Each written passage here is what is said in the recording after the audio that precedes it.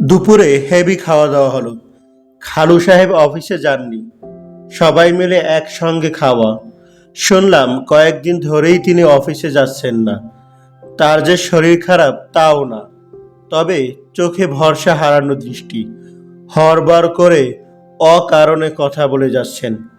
পৃথিবীর সবচেয়ে স্বাদু খাবার কি, এই বিষয়ে দীর্ঘ বক্তৃতা দিলেন। তার মতে হরিয়াল পাখির মাংস পৃথিবীর সবচেয়ে স্বাদু খাবার, কারণ এই পাখি বটফল খায়, মাছ খায় না। হরিয়াল পাখি কিভাবে রান্না করতে হয় সেই রেসিপিও দিলেন। সব পাখির মাংসে রসুন বেশি লাগে, হরিয়ালের ক্ষেত্রে লাগে না, কারণ এই পাখির শরীরেই রসুনের টাইপ গন্ধ। নার্ভাস মানুষরা নার্ভাসনেস কাটাতে অকারণে কথা বলে। খালু সাহেব কোনো কারণে নার্ভাস। ঘটনা কিছু একটা অবশ্যই আছে, তা যথা সময়ে জানা যাবে। আপনারা শুনছেন হুমায়ুন আহমেদের হিমু সিরিজের বিখ্যাত উপন্যাস হিমু রিমান্ডে। নাম কি? হিমু। ভালো নাম। হিমালয়। হিমালয়ের আগে পিছে কিছু আছে, নাকি শুধুই হিমালয়? স্যার, হিমালয় এমনই এক বস্তু যার আগে পিছে কিছু থাকে না। প্রশ্নকর্তা চশমার উপরের ফাঁক দিয়ে আমার দিকে তাকালেন। চশমা পরা হয় চশমার ভেতর দিয়ে দেখার জন্য। যারা এই কাজটা না করে চশমার ফাঁক দিয়ে দেখতে চান, তাদের বিষয়ে সাবধান হওয়ার প্রয়োজন আছে। আমি খানিকটা সাবধান হয়ে গেলাম। সাবধান হওয়া ছাড়া উপায়ও নেই। আমাকে রিমান্ডে নেওয়া হয়েছে। রিমান্ড শব্দটা এতদিন শুধু পত্রপত্রিকায় পড়েছি। অমুক নেতা রিমান্ডে মুখ খুলেছেন, অমুক শিল্পপতি গোপন তথ্য ফাঁস করেছেন, ইত্যাদি। রিমান্ডে হালুয়া টাইট করে দেয়া হয় এবং ব্রেন হালুয়া করে দেয়া হয়। বিশেষ সেই অবস্থায় শেষ পর্যায়ে আসামি যেসব অপরাধ সে করেনি তাও স্বীকার করে। উদাহরণ, তুই মহাত্মা গান্ধীকে খুন করেছিস? জি স্যার, করেছি। ওনাকে কিভাবে খুন করলি? কিভাবে করেছি এখন মনে নেই, একটু যদি ধরায় দেন তাহলে বলতে পারবো। তবে খুন যে করেছি ইহা সত্য। গলা টিপে মেরেছিস? এই তো মনে পড়েছে। জি স্যার, গলা টিপে মেরেছি। ওনার যে ছাগল ছিল সেটা কি করেছিস? ছাগলের কথা মনে নাই স্যার, একটু ধরায় দেন। ধরায় দিলেই বলতে পারবো। ছাগলটা কেটে কুটে খেয়ে ফেলেছিস কিনা বল। অবশ্যই খেয়েছি স্যার। কচি ছাগলের মাংস অত্যন্ত উপাদেয়। এই বিষয়ে একটা ছড়াও আছে স্যার, বলবো? কচি পাঠা বৃদ্ধ মেষ, দধির অগ্র ঘোলের শেষ।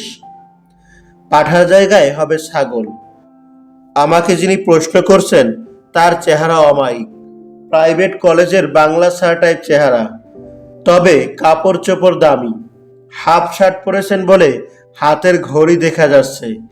ঘড়িটা যথেষ্টই দামি, 100-150 টাকার হংকং ঘড়ি না। ঘড়ি সবাই বা হাতে পরে, উনি পরেছেন ডান হাতে।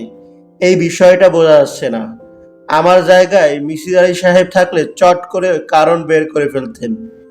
প্রশ্নকর্তা গায়ে সেন্ট মেখেছেন, মাঝে মাঝে সেন্টের গন্ধ পাওয়া যাচ্ছে। রিমান্ডে যাদের নেওয়া হয় তাদেরকে চোরা কুঠুরি টাইপ ঘরে রাখা হয়। সেই ঘরের কোনো দরজা জানালা থাকে না। উঁচু সিলিং থেকে লম্বা একটা তার নেমে আসে। তারের মাথায় দিনরাত 400 পাওয়ারের লাইট জ্বলে। ইলেকট্রিক শক দেওয়ার ব্যবস্থা থাকে। ট্রেতে কোয়েলের ডিম থেকে শুরু করে রাজহাঁসের ডিম সাজানো থাকে। একটা পর্যায়ে সাইজ মাফিক ডিমের ব্যবহার শুরু হয়। এ ধরনের কথাবার্তা শুনেছি, বাস্তবে তেমন দেখছি না। আমাকে যে ঘরে বসানো হয়েছে তার দরজা জানালা সবই আছে। জানালায় রং জ্বলা পর্দা আছে। মাঝে মাঝে পর্দা সরে যাচ্ছে, তখন জানালার ওপাশে শিউলি গাছ দেখা যাচ্ছে। গাছ ভর্তি ফুল। এতদিন জানতাম শিউলি ফুলের গন্ধ থাকে না, আমি কিন্তু মিষ্টি গন্ধ পাচ্ছি। তবে এই গন্ধ আমার সামনে বসে থাকা স্যারের গা থেকে ভেসে আসা সেন্টেরও হতে পারে। কেউ যে আমাদের ঘরে ঢুকছে না তাও না। কিছুক্ষণ আগেই এক ভদ্রলোক ঢুকে বেশ উত্তেজিত গলায় বললেন, কবির ভাই, মাছ কিনবেন? আমি একটা বোয়াল মাছ কিনেছি, 10 কেজি ওজন, হাকালুকি হাওরের বোয়াল। এমন টাটকা মাছ লোভে পড়ে কিনে ফেলেছি। খাওয়ার লোক নাই। রেহানা মাছ খায় না, মাছের গন্ধেই নাকি তার বমি আসে। আমি ঠিক করেছি মাছটা 4 ভাগ করে 1 ভাগ আমি রাখবো, বাকি 3 ভাগ বিক্রি। কবির সাহেব বললেন, বোয়াল মাছ তো আমি খাই না, পাঙ্গাস মাছ হলে কিনতাম। এটা কি বললেন? শীতকালে মাছের রাজা হলো বোয়াল, পাঙ্গাসের কাছে দাঁড়াতেই পায় না। 1 ভাগ নিয়ে যান, ভালো না লাগলে দাম দিতে হবে না। কত করে ভাগ? 4,000 টাকা দিয়ে কিনেছি, 1,000 করে ভাগ। দিব 1 ভাগ? আপনার বাসায় পাঠিয়ে দেই। ভাবিকে টেলিফোন করে বলে দেন বেশি করে ঝাল দিয়ে ঝোল ঝোল করতে। আমি একটা সাতকরা দিয়ে দিব। বড় মাছ তো, সাতকরার গন্ধটা যে ছাড়বে। দিন 1 ভাগ। কবির সাহেব মানিব্যাগ খুলে 500 টাকার 2টা নোট দিলেন। তাকে খুব প্রসন্ন মনে হলো না। আমি তার দিকে খানিকটা ঝুঁকে এসে বললাম, কবির ভাই, 1 কাপ চা খাওয়াতে পারবেন? ভদ্রলোক হতবম্ব হয়ে তাকালেন, যেন তিনি তার জীবনে এমন অদ্ভুত কথা শুনেননি। রিমান্ডের লোকদের এ ধরনের কথা বলা হয়তো নিষিদ্ধ। ওনাকে ভাই ডাকছি, এটাও মনে হয় নিতে পারছেন না। চা খেতে চাও? জি, দুধ চা, 1 চামচ চিনি। ভদ্রলোকের ভুরু কুঁচকে গেল। মনে হয় অল্প সময়ে জটিল কোনো চিন্তা ভাবনা করলেন এবং নিজের ইচ্ছার বিরুদ্ধেই বললেন, চা খাওয়াচ্ছি। যা জিজ্ঞেস করব ধানাই পানাই না করে উত্তর দিবে। অবশ্যই দিব। আসল নাম কি? আমার একটাই নাম, হিমালয়, ওরফে হিমু। তুমি আয়না মজিদ? বলেন কি স্যার? চা খেতে চেয়েছিলে, চা খাওয়াচ্ছি। আরাম করে যেন চা খেতে পারো তার জন্য হ্যান্ডক্যাপও খুলে দেয়া হবে। শর্ত একটাই, চা খেয়ে আমার সঙ্গে যাবে। লম্বু খোকনের ঠিকানায় আমাকে নিয়ে উপস্থিত হবে। পারবে না? লম্বু খোকনের ঠিকানাটা দিলে অবশ্যই নিয়ে যাব। কবির সাহেব বেল টিপলেন, 2 কাপ চা এবং সিঙ্গারা দিতে বললেন। তিনি নিজেই চাবি দিয়ে হ্যান্ডকাফ খুললেন। বল্টু সাইজের যে ছেলেটা ঢুকলো, সে কিছুক্ষণ ভুরু কুঁচকে এবং ঠোঁট উল্টে আমার দিকে তাকিয়ে থাকলো। আমার জন্য চা আনতে হচ্ছে এটা সে নিতে পারছে না, তার মানসিক সমস্যা হচ্ছে। কবির সাহেব হাই তুলতে তুলতে বললেন, আয়না মজিদ, তুমি যে সহজ চিজ না আমরা জানি, আমরাও কিন্তু সহজ চিজ না। 24 ঘন্টার মধ্যেই তুমি মুখ খুলবে, হড়বড় করে কথা বের হতে থাকবে, ঝর্ণা ধারার মতো। ঝর্ণা ধারা চেনো? আমি বললাম, চিনি স্যার। ঝর্ণা ঝর্ণা সুন্দরী ঝর্ণা, তরলিত চন্দ্রিকা চন্দন বর্ণা সুন্দরী ঝর্ণা। স্টপ।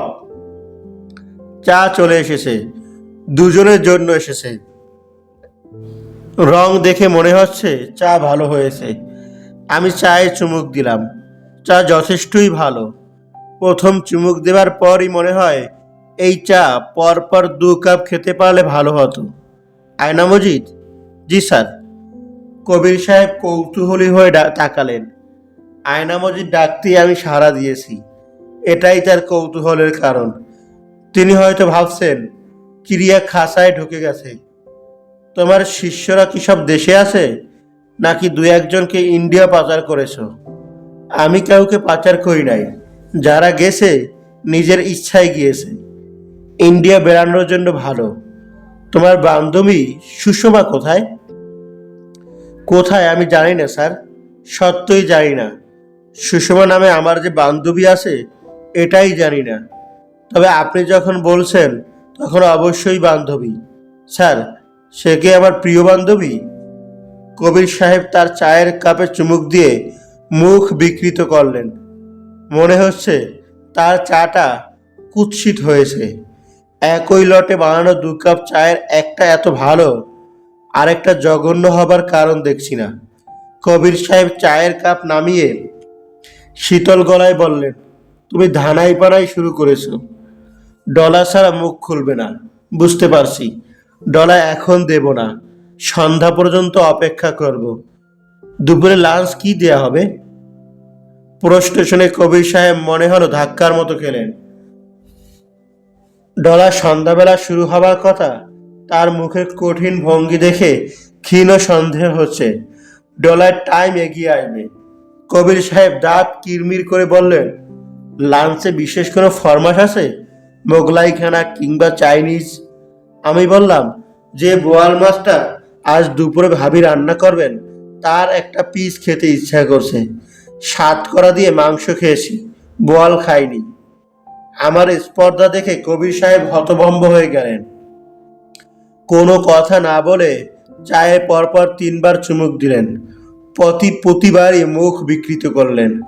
বোয়াল মাছের পেটির একটা পিস কি স্যার খাওয়া যাবে? একটা পিস কেন, আজ তো বোয়ালই খাওয়াবার ব্যবস্থা করছি। স্যার, অশেষ ধন্যবাদ। ভদ্রলোক উঠে চলে গেলেন। ধরাস করে শব্দ হলো, বাইরের দরজা লাগানো হলো। এখন রবীন্দ্রসঙ্গীতের সময়। ভেঙে মোর ঘরের চাবি নিয়ে যাবি কে আমারে, টাইপ সঙ্গীত। অসাধারণ প্রতিভাধর একজন মানুষ, সব পরিস্থিতির জন্য গান লিখে রেখে গেছেন। ডায়রিয়া হয়ে কেউ বিছানায় পড়ে গেছে, নিজে নিজে ওঠার সামর্থ্য নেই, তার জন্যেও গান আছে। আমার এই দেহখানি তুলে ধর। দরজায় তালা লাগানো হচ্ছে। তালা লাগানোর অর্থ বেশ কিছু সময় আমাকে এই ঘরে থাকতে হবে। ঘরের দেয়ালে সস্তা ধরনের ঘড়ি আছে। ঘড়িতে 9টা 40 বাজে। যখন প্রথম এই ঘরে আমাকে ঢোকানো হয় তখনও 9টা 40 বাজছিল। এই ঘড়ি বেচারার জীবন 9টা 40-এ আটকে গেছে। টেবিলে লোকনাথ ডাইরেক্টরি পঞ্জিকা দেখতে পাচ্ছি। সময় কাটানোর জন্যে পঞ্জিকা পড়া যেতে পারে। গ্রহ নক্ষত্রের অবস্থান, তিথি বিচার, লগ্ন বিচার। পঞ্জিকার নিচে ভালো রিডিং ম্যাটেরিয়াল পাওয়া গেল। টাইপ করা প্রতিবেদন, শিরোনাম আয়না মসজিদ। কবির সাহেব এই জিনিসই বারবার পড়ছিলেন, লাল কলম দিয়ে দাগ দিচ্ছিলেন। আয়না মসজিদ পড়ে তার সম্পর্কে জানা কবির সাহেবের জন্য প্রয়োজন ছিল। আমার প্রয়োজন নেই। একটা ফাইল পাওয়া গেল। ফাইলে লেখা 3899, ভেতরে 3-4টা সাদা পাতা। আয়না মসজিদ বিষয়ক লেখাটা ভাঁজ করে হাতে নিয়ে নিলাম। কেন জানি মনে হচ্ছে এখানে বেশিক্ষণ থাকা হবে না। বের হব কিভাবে তাও বুঝতে পারছি না। বাদলের সঙ্গে একটা হলিউডের ছবি দেখছিলাম। ছবিতে ভয়ঙ্কর এক ক্রিমিনালকে ঘরে বন্দি করে রাখা হয়েছে। তাকে কোর্টে নেওয়া হবে না। 2জন পুলিশ অফিসার এই ঘরেই তাকে গুলি করে মারবে। ক্রিমিনালটা হুডনির মতো বাঁধন খুলে ফেললো এবং ঘরের সিলিং ফ্যান ধরে ঝুলতে লাগলো। দরজা খুলে 2জন পুলিশ অফিসার ঢুকলো। ক্রিমিনালটা, তার নাম হলো হ্যারি, সিলিং ফ্যান ধরে ঝুলতে ঝুলতে ফ্লাইং কিক লাগালো। অফিসার 2জন একই সঙ্গে কুপোকাত। হ্যারি বাবু আকাশে একটা ডিগবাজি খেয়ে মেঝেতে ল্যান্ড করলেন। 2 অফিসারের কোমর থেকে 2 পিস্তল নিয়ে নিলেন এবং মিষ্টি করে বললেন, ইটস এ বিউটিফুল ডে। গুলি করতে করতে প্রস্থান করলেন। বাদর আমার দিকে তাকিয়ে বলল, বাপ কা বেটা। কি বলেন হিমুদা? আমি বললাম, বাপ কা বেটা বললে কম বলা হবে, একই সঙ্গে সে দাদা কা নাতি। আমার পক্ষে বাপ কা বেটা কিংবা দাদা কা নাতি হওয়া একেবারেই অসম্ভব। তবে হলিউড ব্যাপারটার একটা বাংলাদেশি রূপ দেয়া যেতে পারে। প্রথমে যা করতে হবে তা হলো টেবিলের উপর একটা চেয়ার তুলতে হবে। আমাকে থাকতে হবে দরজার পেছনে। দরজা খুললে চলে যেতে হবে দরজার পেছনে। কবির সাহেব দরজা খুলে টেবিলের উপর চেয়ার দেখে হতভম্ব হয়ে এগিয়ে যাবেন সেদিকে। এই ফাঁকে আমাকে শান্ত ভঙ্গিতে হামাগুড়ি দিয়ে বের হতে হবে। মানুষ এবং বানর শ্রেণী তাকায় আই লেভেলে, বাকি সব জন্তু তাকায় মাটির দিকে। এই তথ্য আমি পেয়েছি বাদলের কাছ থেকে। সে পেয়েছে ন্যাশনাল জিওগ্রাফি চ্যানেল থেকে। বাদলের কাছেই জেনেছি বেচারা শুয়োর জীবনে কখনো আকাশ দেখে না। উপরের দিকে তাকানোর ক্ষমতাই তার নেই। শুয়োরকে এই কারণেই কেউ যদি চিৎ করে ফেলে, সে হঠাৎ আকাশ দেখে বিস্ময় এবং ভয়ে অস্থির হয়ে যায়। 2 ঘন্টার উপর ঝিম ধরে বসে আছি। আমার অবস্থা হয়েছে ঘড়ির মতো, সময় আটকে গেছে। পঞ্জিকা পড়ে অনেক কিছু জানছি, তবে এই জ্ঞান কোনো কাজে আসবে এরকম মনে হচ্ছে না। হিন্দু ললনাদের উমা চতুর্থী ব্রত পালন করা খুবই প্রয়োজন, এটা জানলাম।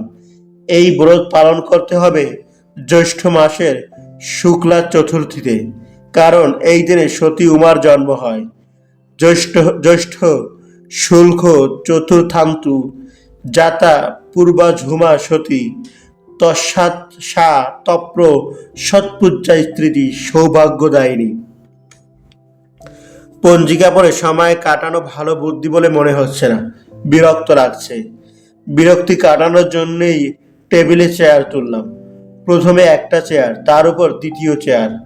কাজটা করতে ভালো লাগছে, নিষিদ্ধ কিছু করার আনন্দ পাচ্ছি।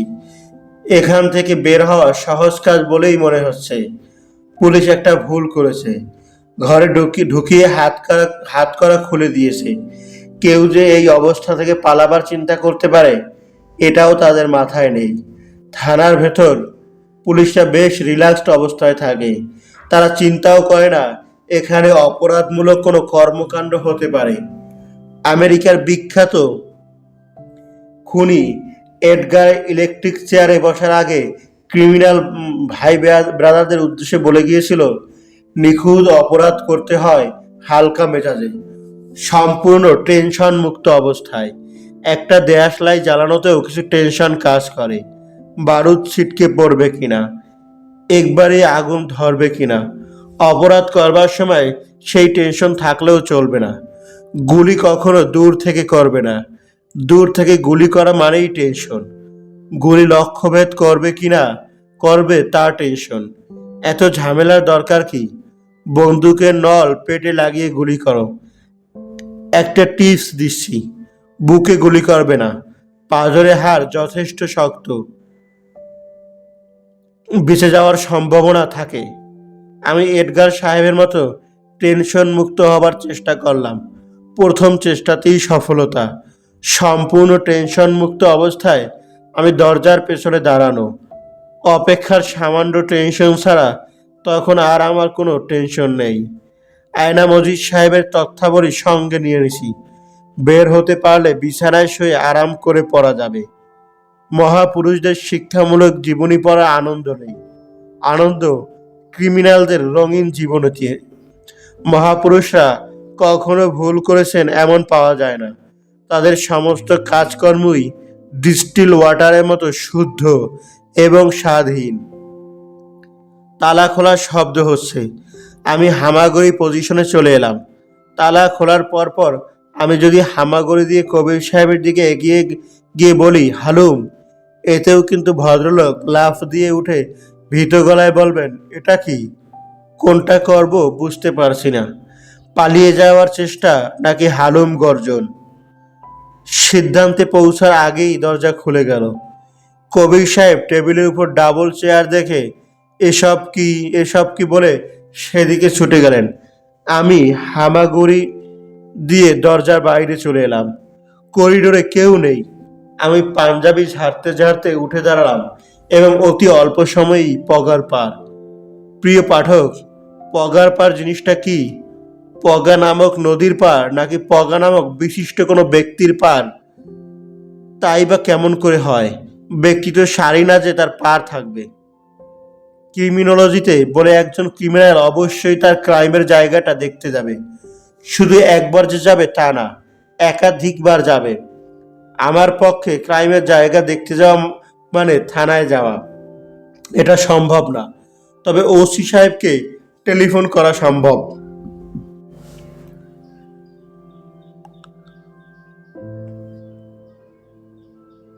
তার কাছ থেকে একটা ঠিকানা বের করা প্রয়োজন। কবির সাহেবের বাসার ঠিকানা। কবির সাহেবের স্ত্রী 10 কেজি ওজনের বোয়াল মাছ রান্না করছেন। বোয়াল মাছের একটা পিস খেতে ইচ্ছা করছে। ওসি সাহেব টেলিফোন ধরেই ধমক দিলেন, কে, কি চান? আমি কণ্ঠস্বরে যতটুকু বিনয়ী হওয়া সম্ভব ততটুকু বিনয়ী হয়ে বললাম, স্যার আমাকে চিনবেন না, আমি খুলনা থেকে এসেছি, আমার নাম খালেক, খুলনা খালেক বলতে পারেন। আমার কাছে কি? খুলনার ওসি সাহেব আপনার জন্য কিছু জিনিস পাঠিয়েছেন, জিনিসগুলো থানায় নিয়ে আসবো। কি জিনিস? এক বোতল মধু, জংলি ফুলের মধু আর সুন্দরবনের 3টা বন মোরগ। কি মোরগ? স্যার 3টা বন মোরগ। এইসব জিনিস আজকাল পাওয়া যায় না। ওসি সাহেবের নাম কি? মিজান। চিনতে পারছি না তো, ব্যাসমেট মনে হয়। বনমোরগ কয়টা বললে? স্যার 3টা। আমার ধারণা মোরগ পাঠিয়েছে 4টা, তুমি একটা গাপ করেছো। হাঁস মোরগ কেউ একটা 3টা পাঠায় না, জোড়া হিসেবে পাঠায়। স্যার আপনার অসাধারণ বুদ্ধি, বনমোরগ 4টাই পাঠিয়েছেন, একটা পথে মারা গেছে। আবার মিথ্যা? এইসব ধানাই পানাই পুলিশের সঙ্গে কখনো করবে না। বাসায় ঠিকানা দিচ্ছি, বনমোরগ 4টা বাসায় তোমার ভাবির কাছে দিয়ে আসবে। জি আচ্ছা স্যার। এই সঙ্গে কবির সাহেবের বাসার ঠিকানাটা যদি দেন। ওনার জন্য 1 বোতল মধু পাঠিয়েছেন। এসবির কবির? Yes sir. ওনাকে কি একটু টেলিফোন দেওয়া যাবে? তাকে এখন দেওয়া যাবে না, সে আছে বিরাট ঝামেলায়, তার আসামি পলাতক, তার বাসার ঠিকানাও জানি না। ওনার বাসায় কোনো টেলিফোন কি আছে? টেলিফোন করে ঠিকানা নিয়ে নিতাম। একটু ওয়েট করো, দেখি পাই কিনা। বন মোরগগুলোর সাইজ কি? Medium size sir. বন মোরগ বেশি বড় হয় না, পা লম্বা হয়, মাংস হয় শক্ত, তবে খেতে অমৃত। ভাবিকে ঝোল করতে নিষেধ করবেন, ঝোল ভালো হয় না, কষানো মাংস ভালো। আর মাংসে যেন তরকারি না দেন, আলু ফালু দিলে স্বাদ নষ্ট হবে, মাংসের স্বাদ আলু খেয়ে ফেলবে। একবার রিং হতেই কবির সাহেবের স্ত্রী টেলিফোন ধরলেন এবং অস্বাভাবিক মিষ্টি গলায় বললেন, কে? টেলিফোনে আমরা প্রথম শব্দ শুনি হ্যালো কিংবা আসসালামু আলাইকুম। সেখানে কেউ একজন টেলিফোনে তুলেই যদি মিষ্টি স্বরে জানতে চায় কে, তখন অন্যরকম ভালো লাগে। আমি বললাম, কেমন আছেন আপু? ভাবিও না আপাও না, সরাসরি আপু। আমি ভালো আছি, তুমি কে? এখনো তো বললে না। আপু অনুমান করুন তো, দেখি আপনার অনুমান শক্তি। ভাই আমার অনুমান শক্তি খুবই খারাপ, আমার অনুমান শক্তি আবার খুবই ভালো। আজ আপনার বাসায় রান্না হয়েছে বিশাল সাইজের বোয়াল, 7 করা দিয়ে রেঁধেছেন। 7 করা দেয়নি তো? এই শোনো, বলো তুমি কে? তুমি কবিরদের ফ্যামিলির কেউ? উহু, কবিরদের ফ্যামিলির কেউ হলে আপনাকে ভাবি ডাকতাম, আপু ডাকলাম কেন? তাও তো ঠিক, আমি এমন বোকা। এই শোনো, কবির তো বিশাল ঝামেলায় পড়েছে, একটু আগে টেলিফোন করেছে, কাঁদো কাঁদো গলা, তার কাস্টডি থেকে একজন আসামি পালিয়ে গেছে। বলেন কি? যে সে আসামি না, আয়না মজিদ। আয়না মজিদ নাম তো শুনেছ? তাকে ধরার জন্যে 1 লাখ টাকার পুরস্কার ঘোষণা দেওয়া হয়েছে। আয়না মজিদকে কি কবির ভাই ধরেছিলেন? হু, পুলিশে অনেক সোর্স আছে তো, সোর্সের মাধ্যমে খবর পেয়ে সে হাত নাতে ধরেছে। আমি কি যে খুশি হয়েছিলাম, 1 লাখ টাকা পেলে কত বড় উপকার যে হতো। কবির আয়না মজিদকে কিভাবে ধরেছে বলবো? বাসায় এসে শুনি। অবশ্যই। দুপুরে তুমি খাবে? ছোট একটা কাজ করতে পারবে? টক দই আনতে পারবে? তোমার ভাইয়ের অভ্যাস দুপুরে খাবার পর টক দই খাওয়া। আমার ধারণা ছিল ঘরে টক দই আছে। ফ্রিজ খুলে দেখি আছে ঠিকই, তবে ছাতা পড়ে গেছে। আমি টক দই নিয়ে সাইক্লোন সিডরের গতিতে চলে আসছি। আপু ঠিকানাটা বলুন। ঠিকানা জানো না? না। তুমি তো অদ্ভুত ছেলে, কাগজ কলম আছে, ঠিকানা লেখো। আমি ঠিকানা লিখলাম। টেলিফোনে কথাতেই বুঝতে পারছি অতি সরল একজন মহিলা। সরল না হলে যাকে চিনতে পারছেন না তাকে অনায়াসে বলতেন না টক দই নিয়ে এসো। টক দইয়ের সন্ধানে আমি গেলাম হাবিব অ্যান্ড সন্স মিষ্টির দোকানে। দোকানের মালিক হাবিব ভাই ময়রারা নাদুস নুদুস হয়। এটাই আর্কিমিডিসের সূত্রের মতো ধ্রুব। ইনি রোগা পটকা, মাথায় চুল নেই, সারাক্ষণ বেজার মুখে থাকতে থাকতে গালে স্থায়ী বেজার ছাপ পড়ে গেছে। কোনো ছেলেপুলে নেই। বয়স 50। এই বয়সে ছেলেপুলে হবে সে সম্ভাবনা ক্ষীণ। তারপরও মিষ্টির দোকানের নাম হাবিব অ্যান্ড সন্স। এখনো আশায় আছেন কোনো একদিন 2-3টি ছেলে হবে, ছেলেদের নিয়ে ব্যবসা করবেন। মিষ্টি তৈরির যে বিদ্যা তিনি হালুইকর রমেশ ঠাকুরের কাছ থেকে শিখেছেন, সেই বিদ্যা ছেলেদের দিয়ে যাবেন। পুত্রের আশায় তিনি করেননি এমন কাজ নেই। স্বামী, মেয়ে শিয়ালের মাংস এবং স্ত্রী পুরুষ শিয়ালের মাংস খেলে ছেলেপুলে হয় শুনে গ্রামে গিয়ে এই চিকিৎসাও করিয়েছেন। দুজনেরই কঠিন ডায়রিয়া হয়েছে, এর বেশি কিছু হয়নি। হাবিব ভাই গত 5 বছর ধরে আমার প্রতি কঠিন অভিমান লালন করছেন। তার ধারণা আমি একটা ফু দিলেই তার সন্তান হবে। ফু দিচ্ছি না বলে সন্তান হওয়াটা আটকে আছে। কিছুদিন হলো তিনি আমার সঙ্গে কথাবার্তা বন্ধ করে দিয়েছেন। সরাসরি কথা বলেন না, অন্যদের মাধ্যমে কথা বলেন। আমাকে দেখে তিনি খবরের কাগজ নিয়ে ব্যস্ত হয়ে পড়লেন।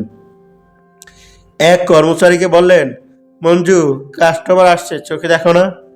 কাস্টমার কি চায় জিজ্ঞাসা করো। আমি বললাম, বাকিতে 1 কেজি টক দই দরকার, তবে টাকা দিতে পারবো না, টাকা নাই। 20 টাকা একটা নোট ছিল, টেলিফোন করে খরচ করে ফেলেছি।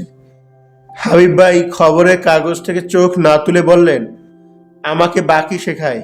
মঞ্জু, ওনারা 10 কেজি টক দই দে।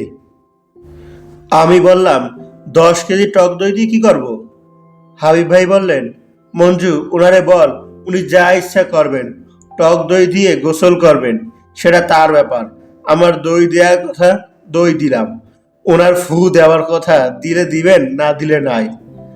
বা হাতে 5 হাঁড়ি, ডান হাতে 5 হাঁড়ি দই নিয়ে চলে যাওয়া যায় না। ভদ্রতা সূচক কিছু বলতে হয়, কিংবা একটা ফু দিতে হয়। আমি বেশ আয়োজন করেই ফু দিলাম। হাবিব ভাইয়ের চোখে সঙ্গে সঙ্গে পানি এসে গেল। পৃথিবীর সবচেয়ে অপ্রীতিকর দৃশ্য হলো পুরুষ মানুষের চোখের পানি। আমি দ্রুত বের হয়ে এলাম। কবির সাহেবের স্ত্রীর নাম শোভা। তার স্বামী তাকে আদর করে ডাকেন সু। তাদের নিয়ম হচ্ছে প্রতি বুধবার একজন অন্যজনকে একটা চিঠি লিখবেন, কারণ বিয়ের আগের প্রেমপত্রে পর্বে এই দিনে চিঠি চালাচালি হতো। নিয়মটা আমৃত্যু বজায় থাকতে হবে, এরকমই তাদের প্রতিজ্ঞা। আজ বুধবার, চিঠি চালাচালির দিন। শোভা চিঠি লিখে ফেলেছেন। সেই চিঠি ড্রেসিং টেবিলে রাখা আছে। কবির সাহেব দুপুরে খেতে এসে স্ত্রীর চিঠি নিয়ে যাবেন, নিজেরটা রেখে যাবেন। সমস্ত তথ্য আমি শোভা আপার সঙ্গে দেখা হওয়ার মাত্র 5 মিনিটের মধ্যে পেয়ে গেলাম। 10 মিনিটের মাথায় তিনি আমাকে তুই বলে ডাকতে শুরু করলেন। আমাকেও আপনি থেকে তুমিতে নেমে আসতে হলো। তুই কি মনে করে 10 কেজি টক দই আনলি, এটা আমাকে বল। তুমি না আনতে বললে? আমি 10 কেজি আনতে বলেছি, গাধা ছেলে। এত দই দিয়ে আমি কি করব? গোসল করবে? দধি স্নান। দধি স্নান খুবই ভালো জিনিস। আমোঘা দধি স্নান করতেন। আমোঘাটাকে মহর্ষি শান্তনুর স্ত্রী। দধি স্নান করে তিনি গর্ভবতী হন। সমস্যাটা কি জানো? সন্তান প্রসব করতে গিয়ে তিনি 1 গাদা পানি প্রসব করলেন। তার স্বামী সেই পানিকেই পুত্র হিসেবে গ্রহণ করলেন। পুত্রের নাম দিলেন ব্রহ্মপুত্র। আমাদের ব্রহ্মপুত্র নদের একটা এটাই ইতিহাস। চুপ কর গাধা, বানিয়ে বানিয়ে কথা বলেই যাচ্ছে। তুই কি ভাবছিস আমি বোকা? অবশ্যই তুমি বোকা। অতিরিক্ত রূপবতীরা বোকা হয়, এটা জগতের স্বতঃসিদ্ধ নিয়ম। তুমি যে বোকা তার আরেকটা প্রমাণ হচ্ছে রূপের প্রশংসা করায় তুমি আনন্দে 8খানার জায়গায় 11খানা হয়ে গেছো। আরো প্রমাণ লাগবে? লাগবে। এতক্ষণ আমার সঙ্গে কথা বলছো, এখনো আমাকে চিনতে পারোনি। তোকে চিনেছি। চিনবো না কেন? নামটা মনে আসছে না। নামটা বলতো। বলবো না। টেলিফোন বেজে উঠল। শোভা আপু আনন্দে ঝলমল করতে করতে বললেন, ও টেলিফোন করেছে। ঠিক দুপুর 12টায় সে একবার টেলিফোন করে। তোমাদের প্রথম টেলিফোনে কথা হয়েছিল ঠিক দুপুর 12টায়, তাই না? হয়েছে। তোর তো বুদ্ধি ভালো। আপু, আমার কথা দুলাভাইকে বলবে না। আমি তাকে একটা সারপ্রাইজ দিতে চাই। অবশ্যই বলবো না। তুই আমাকে যতটা বোকা ভাবছিস ততটা বোকা আমি না। এই শোন, টেলিফোন নিয়ে আমি আড়ালে চলে যাব, তুই কিছু মনে করিস না। বিয়ের পরেও প্রেম চালিয়ে যাচ্ছ? হু।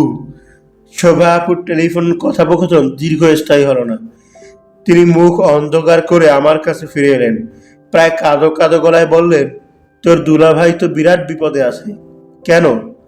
আয়না মজিদকে সে অ্যারেস্ট করেছিল, তোকে বলছিলাম না? সে পালিয়ে গেছে। তোর দুলাভাই তাকে জিজ্ঞাসাবাদ করছিল, এই সময় পালিয়ে যায়। কেউ কেউ ধারণা করছে তোর দুলাভাই টাকা খেয়ে তাকে ছেড়ে দিয়েছে। বলো কি? তুই তো তোর দুলাভাইকে চিনিস, তুই বল, সে কি টাকা খাওয়া মানুষ? প্রশ্নই ওঠে না। টাকা খেলে তো অনেক আগেই সে আমার চিকিৎসা করাতো।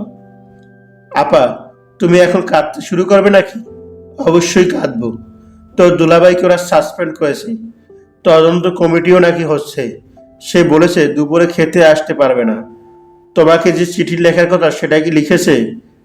লিখেছে নিশ্চয়ই, জিজ্ঞেস করিনি। টেলিফোন করে জিজ্ঞেস করব? একটু পরে করো, পরিস্থিতি ঠান্ডা হোক, আর খাবার গরম করো, খিদে লেগেছে। স্বামীর শোকে তুমি ভাত খাবে না, এটা বুঝতেই পারছি। গোসল করে আয়, তারপর খাবি। বাথরুমে তোর দুলাভাইয়ের ধোয়া লুঙ্গি আছে, গামছা আছে। শোভা বেচারি অসম্ভব মন খারাপ করেছে। তার মন ঠিক করার জন্য ছোট্ট ট্রিক্স করলাম। এই ধরনের ট্রিক্সে বোকা মেয়েরা অসম্ভব খুশি হয়, বুদ্ধিমতীরাও যে হয় না তা না।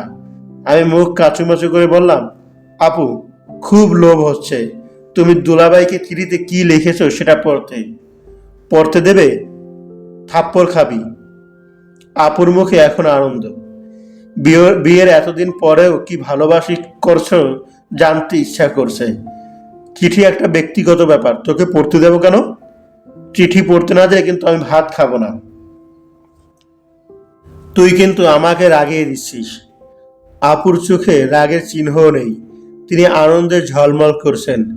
তোর মতলবটা এখন বুঝতে পারছি। তুই চিঠি নিয়ে বাথরুমে ঢুকে দরজা বন্ধ করে দিবি। আমার চিঠি যদি পানিতে ভিজে তাহলে কিন্তু তোর খবর আছে। কি করতে হবে আপু বলে দিয়েছেন, আমি তাই করলাম। চিঠি নিয়ে অতি দ্রুত বাথরুমে ঢুকে দরজা বন্ধ করলাম। আপু দরজায় ধাক্কা দিয়ে বললেন, চিঠির প্রথম 4টা লাইন পড়বি না, তোকে আল্লাহর দোহাই লাগে।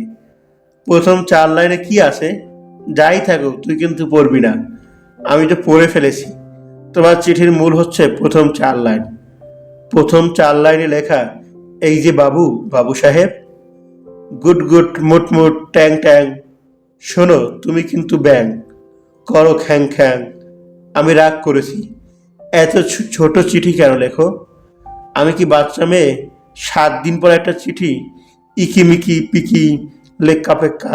শোভা আপু আদর্শ বঙ্গ রণদের মতো যত্ন করে আমাকে খেতে দিলেন। মাথার উপর ফ্যান ঘুরছে, তারপরেও তিনি একটা খবরের কাগজ ভাঁজ করে হাতে নিয়ে আমার পাশে বসছেন।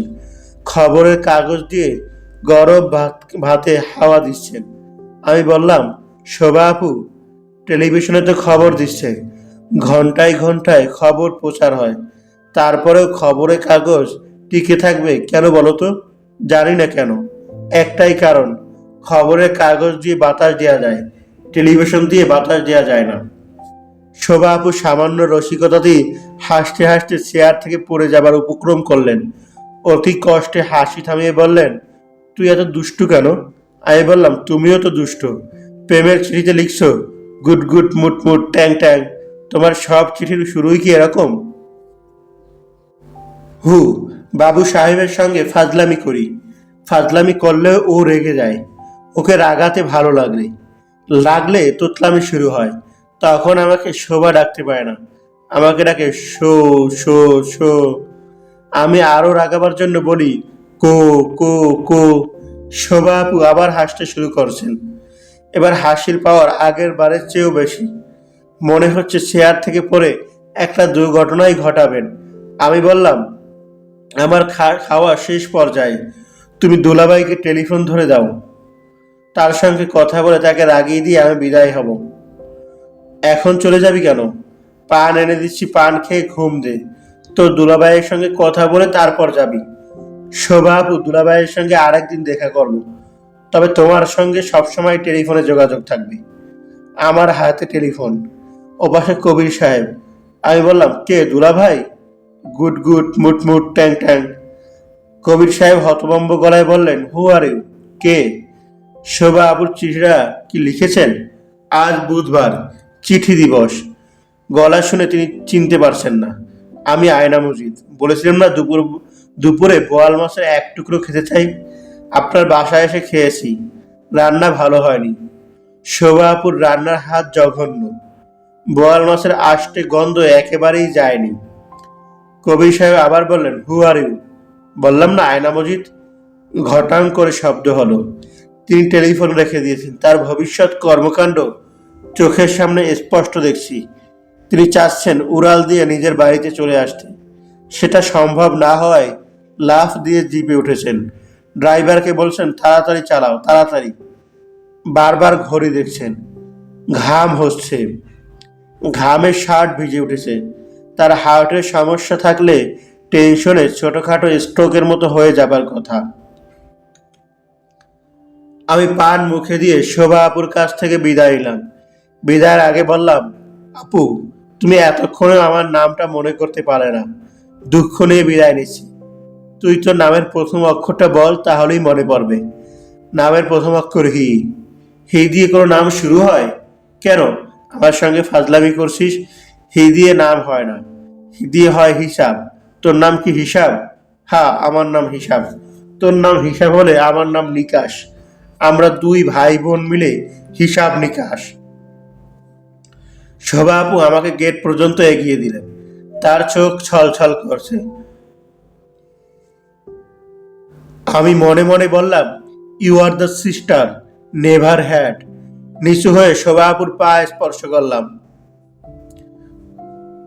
আমার মাথায় হাত রেখে বললেন, আল্লাহ পাক আমার এই পাগল ভাইটাকে সব বিপদ থেকে তুমি রক্ষা করো। কোথায় যাওয়া যায় তাই ভাবছি। সরীসৃপের মতো গর্তে ঢুকে যেতে হবে। কয়েকদিনের জন্য আউট অফ সার্কুলেশন হয়ে যাওয়া। মাজেদা খালার বাড়ি কিংবা বাদলদের বাড়ি, নিতান্ত অপরিচিত কোনো বাড়ির কলিং বেল টিপে ভাগ্য পরীক্ষা করা যেতে পারে। কলিং বেল টেপা হলো। গম্ভীর চেহারার এক ভদ্রলোক দরজা খুলে বললেন, কি চাই? আমি বলবো, স্যার, দুদিন আপনার বাড়িতে থাকতে পারি? দুর্ধর্ষ সন্ত্রাসী আয়না মজিদ বিষয়ে পড়াশোনা করব। আমার নিরিবিলি দরকার। বাদলের বাড়িতে যাওয়া ঠিক হবে না। তার পরীক্ষা চলছে। আমার দেখা পেলে তার পড়াশোনা শুধু যে মাথায় উঠবে তা না, মাথা ফুরে বের হয়ে যাবে।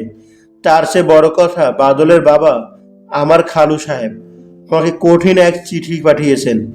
চিঠি না বলে তাকে হাত বোমা বলাই ভালো। চিঠিটা এমন, অতি জরুরি। বরাবর হিমু, বিষয় বাদলের পরীক্ষা তোমার কর্তব্য। হিমু, তোমাকে কোনোভাবেই খুঁজে না পেয়ে এই চিঠি লিখছি। তোমার মতো ভবঘুরে মানুষকে চিঠি লিখতে রুচি হচ্ছে না, তারপরেও বাধ্য হয়ে লিখছি। কারণ প্রয়োজন বাধ্যবাধকতা মানে না। বাদলের পরীক্ষা শুরু হচ্ছে। তুমি নিশ্চয়ই চাও সে পাশ করুক, নাকি চাও না? আমি চাই। তোমার লেজ ধরে ঢাকা শহরে সে হেঁটে বেড়াক, এটা আমি চাই না। বাদলের পরীক্ষা পাশের ব্যাপারে আমি এখন তোমার সাহায্য চাচ্ছি। তুমি আগামী 3 মাস বাদলের 50,000 গজের ভেতর আসবে না। এটা আমার অনুরোধ না, আদেশ। কঠিন আদেশ। আদেশ অমান্য করলে গুলি করে তোমাকে মেরে ফেলতে আমি দ্বিধা করব না। তুমি জানো আমার লাইসেন্স করা পিস্তল আছে।